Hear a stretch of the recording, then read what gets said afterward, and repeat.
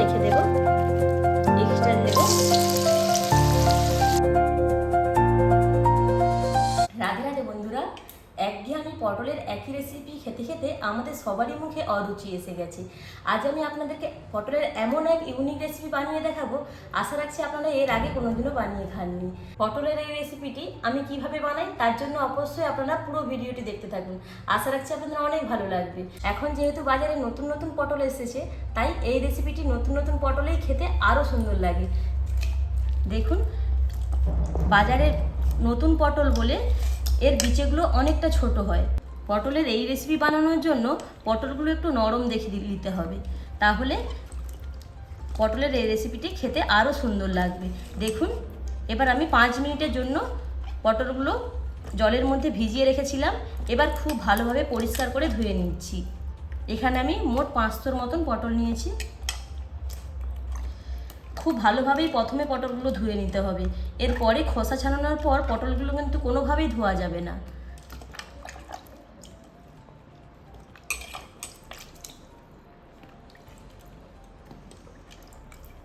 খুব ভালোভাবে পটলগুলো ধুয়ে নেওয়ার পর একটা সুতির টাওয়াল দিয়ে পটলগুলোর গা খুব ভালোভাবে পুছে নেব, যেন পটলের মধ্যে একটুও জল না থাকে।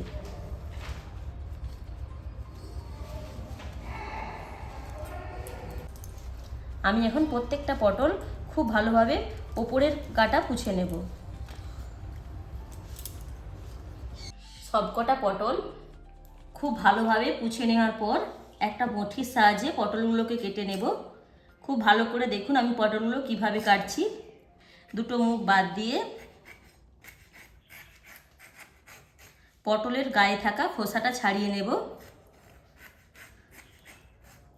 এখানে কিন্তু পুরো পটলের গায়ে খোসা ছাড়ালে হবে না, আমি একদম সামনে দিয়ে আপনাদেরকে দেখিয়ে দিচ্ছি। দেখুন কিভাবে পটলের খোসাটা ছাড়াতে হবে।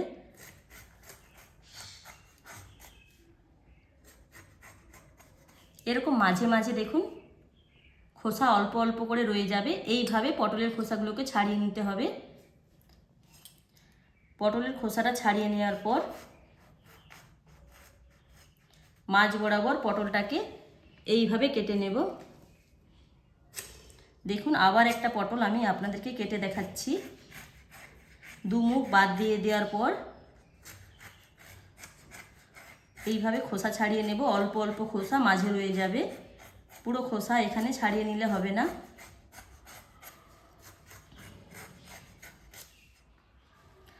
প্রথমে আমি প্রত্যেকটা পটল এইভাবে খোসা ছাড়িয়ে দুভাগ করে কেটে নেব। প্রত্যেকটা পটল খোসা ছাড়িয়ে কেটে নেওয়ার পর এবার পটলের গায়ে একটা ডিজাইন করে দেব। দেখুন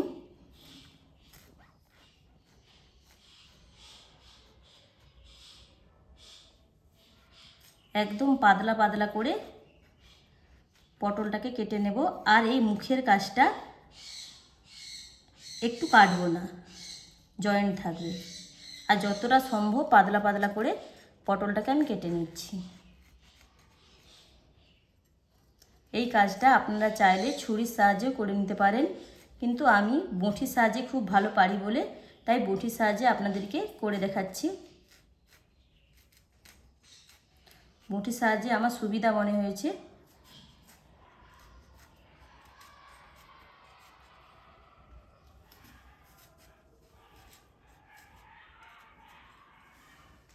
ঠিক এইরকমভাবে আমি পটলটাকে কেটে নেব।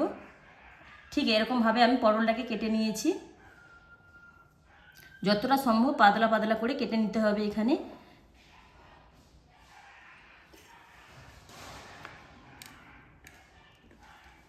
আবারও একটা পটল আমি কেটে নিচ্ছি। আবারও একটা পটল দেখুন আমি এরকম ডিজাইন করে কেটে নিয়েছি। একইভাবেই আমি প্রত্যেকটা পটল ডিজাইন করে কেটে নেব। পটলগুলো খুব সুন্দরভাবে ডিজাইন করে কেটে নেওয়ার পর পটলগুলোর মধ্যে কিছু মশলা মাখিয়ে নেব। দিয়ে দিচ্ছি পরিমাণ মতন লবণ,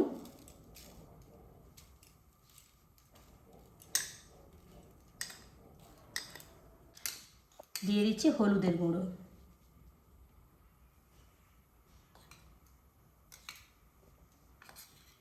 আর খুব সুন্দর একটা রং আসার জন্য দিয়ে দিচ্ছি কাশ্মীরি লঙ্কার গুঁড়ো।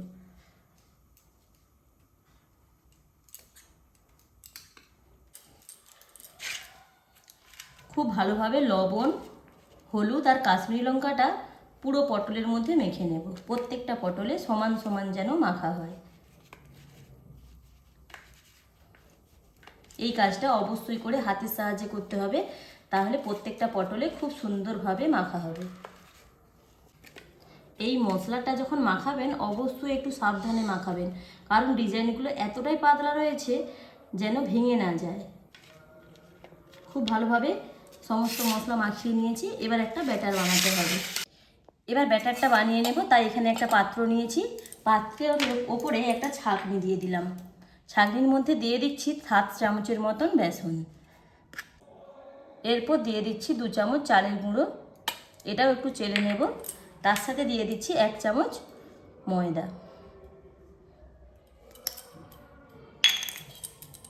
এটাও একটু চেলে নিচ্ছি।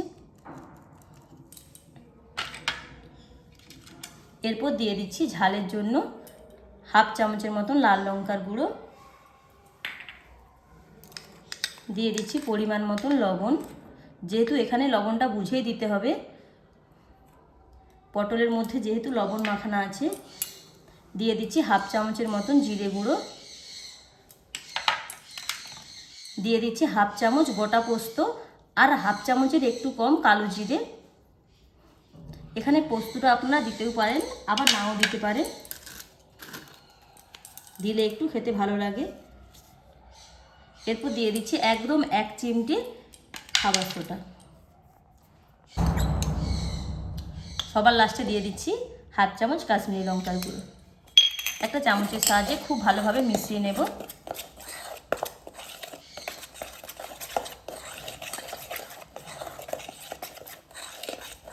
এবার অল্প অল্প জল দিয়ে একটা ব্যাটার বানিয়ে নেব।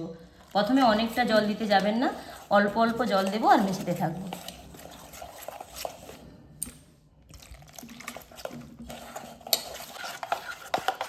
অল্প অল্প জল দিয়ে একটা চামচ দিয়ে ব্যাটারটাকে মিশিয়ে নেওয়ার পর হাতের সাহায্যে ব্যাটারটাকে একটু ফেটে নেব। যত ভালোভাবে ব্যাটারটা ফাটা হবে তত মুচমুচে হবে পটলের এই রেসিপিটি। হাত দিয়ে খুব ভালোভাবে ব্যাটারটা ফেটে নিয়েছি। এরপর এগুলোকে ভেজে নেব। তাই দেখুন গ্যাসের আগে থেকেই আমি তেলটা গরম করতে বসিয়ে দিয়েছিলাম। তেলটা খুব ভালোভাবে গরম হয়ে গেছে। এবার এখান থেকে একটা পটল নিয়ে ব্যাটারে খুব ভালোভাবে ডুবিয়ে নেব।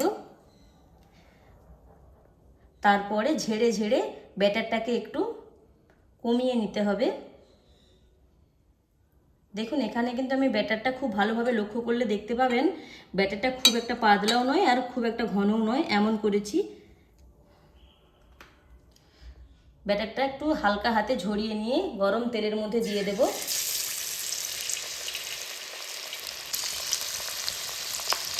একইভাবে প্রত্যেকটা পটল নিয়ে আমি ব্যাটারের মধ্যে ডুবিয়ে এক্সট্রা ব্যাটারটা ঝরিয়ে তেলের মধ্যে দিয়ে ভেজে নেব। এরপর আমি আপনাদেরকে বলে দিচ্ছি তেলের টেম্পারেচারটা ঠিক কেমন থাকবে। প্রথমে হাই হিটে তেলটাকে গরম করে নিতে হবে, তারপরে গ্যাসের আঁচটা কমিয়ে ভেজে নিতে হবে। তাহলে কিন্তু ওপর থেকে মুচমুচে হবে আর ভেতরটাও খুব সুন্দরভাবে মুচমুচে হবে। এরপর ওপর পিঠ হয়ে গেলে উল্টে দেব হালকা আঁচে। এবার আমি খুব ভালোভাবে পটলগুলোকে ভেজে নেব। উল্টে পাল্টে পটলগুলোকে লাল লাল করে ভেজে নিয়েছি। দেখুন পটলগুলো এখন খুব সুন্দরভাবে ভাজাও হয়ে গেছে। এবার তেল ঝরিয়ে পটলগুলোকে তুলে নেব।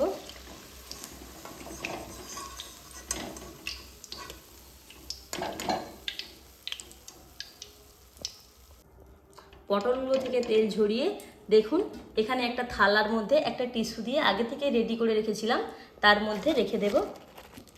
এক্সট্রা যে তেলটা রয়েছে সেটা শুষে যাবে।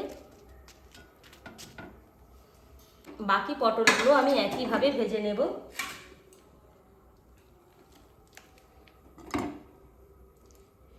অবশ্যই করে এক্সট্রা যে ব্যাটারটা আছে সেটা কিন্তু ঝাড়িয়ে নিতে হবে, তবে কিন্তু এখানে ডিজাইনটা খুব সুন্দরভাবে ফুটে উঠবে।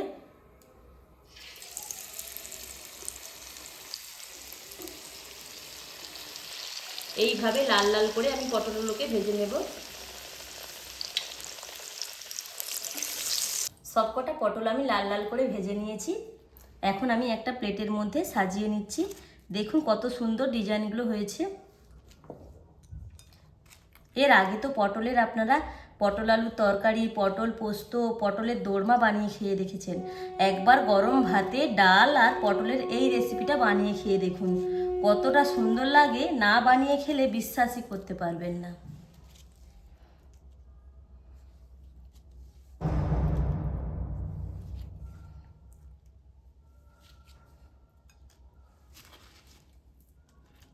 পটলের এই ইউনিক রেসিপি আপনাদের কেমন লেগেছে প্লিজ বন্ধুরা কমেন্টে জানাবেন।